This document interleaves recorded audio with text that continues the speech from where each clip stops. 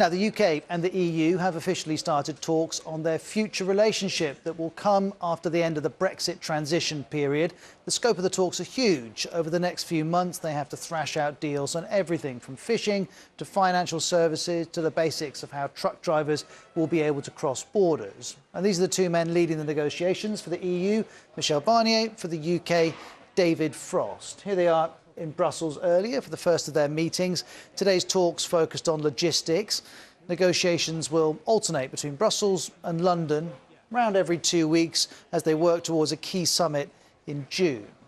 Well, negotiators from the UK and the EU are going to be split up into 10 working groups. Here's an article from the FT reporting that both sides have put everything as a priority, as all the big issues are being tackled at the same time. And inevitably, talks are going to be tricky pretty much from the offset. We know that Boris Johnson wants a trade deal in place by the end of the year, and he's threatening to walk away if there's no broad outline of a deal by that summit in June.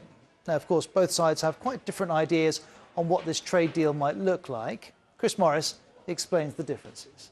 Both sides would like to end up with a free trade deal with no tariffs or taxes and no quotas on goods crossing borders.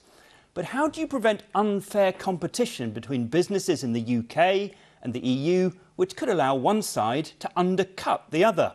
That's what's known as the level playing field, and some version of it appears in most trade deals. But the EU's demands in this negotiation are particularly strict. It wants the UK to follow EU rules in the future on state aid. That's things like the amount of subsidies governments are allowed to give to businesses. And it wants the UK to stick close to current EU rules on issues such as workers' rights and the environmental regulations that businesses have to follow.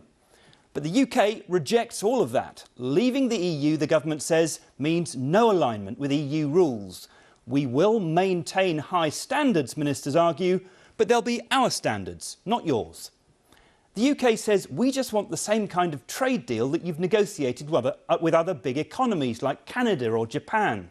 The EU says that's not possible. The UK is a special case because it's much closer to the EU and the two economies are far more intertwined.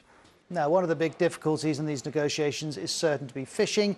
The UK wants to take back control of its waters, marked here in blue, and it wants to decide who can fish in them and how much fish they can take. It's a message the government has repeated again and again.